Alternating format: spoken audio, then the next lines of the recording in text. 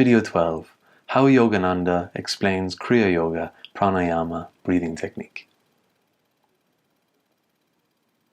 In the autobiography of a yogi, Paramahansayogananda dedicates an entire chapter, chapter 26, to explaining the science of Kriya Yoga. He begins by describing the technique of using Kriya Yoga Pranayama breathing. And he describes it as a psychophysiological method. And what does he mean by this? Well, basically he's saying that the technique works in two ways.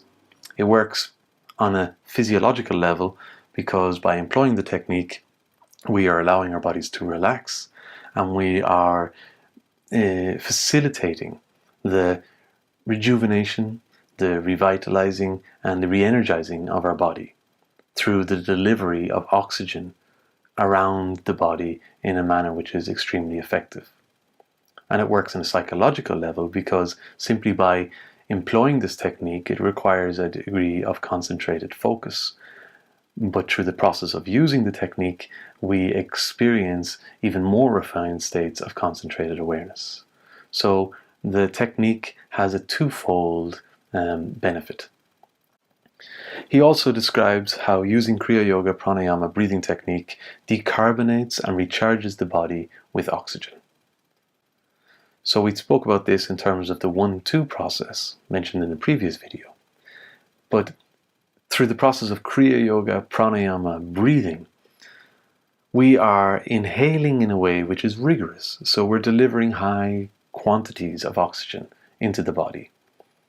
And we're doing it in a way where the body has the capacity to absorb this oxygen into the blood cells and deliver it around the bloodstream into the tissues around the body. And also into the marrow within the bones. And because of the way the technique works, there's a clear definition between inhalation and exhalation.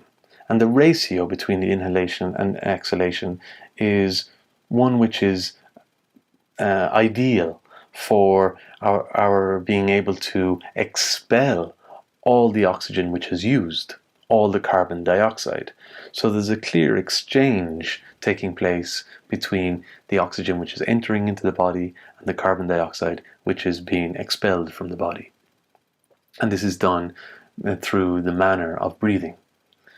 Yogananda also talks about how the blood is purified. Again, because of this clear exchange, the blood is freed of all carbon dioxide. And Yogananda describes this as the harmonizing of prana with apana. Now you'll remember that the 5 dominant currents which make up prana are inhalation, circulation, digestion, excretion, and intuition. So prana refers to inhalation, and apana refers to excretion, or in this context, exhalation. So Yogananda describes how through the Kriya Yoga Pranayama breathing process, we are harmonizing prana with apana because the inhalation and the exhalation are well defined. And also the manner in which they're being employed is extremely effective in ensuring the delivery of oxygen and the expulsion of all carbon dioxide. Now Yogananda also talks about how this technique stops the accumulation of venomous blood and that the yogi is able to lessen or prevent the decay of tissues. The advanced yogi transmutes his cells into energy. So we spoke about how through this technique and this form of breathing, by inhaling high quantities of oxygen and directing them to the spinal passageway, and so that they can enter into the marrow of the bone, this helps to stimulate the regeneration of stem cells.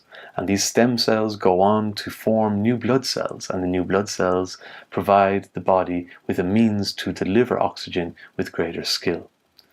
Also, the generating of new stem cells helps to produce all kinds of blood cells.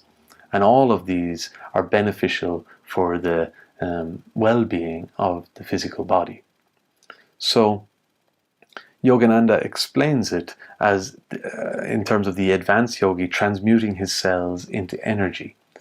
Now, the technique of kriyayogapranayama has different variations, and depending on where you are in your practice and your teacher and your own capacity to perform the technique, then you may be able to employ the technique with slight variations, which can also have another impact and can have beneficial influence on the capacity of the body to rejuvenate and revitalize itself.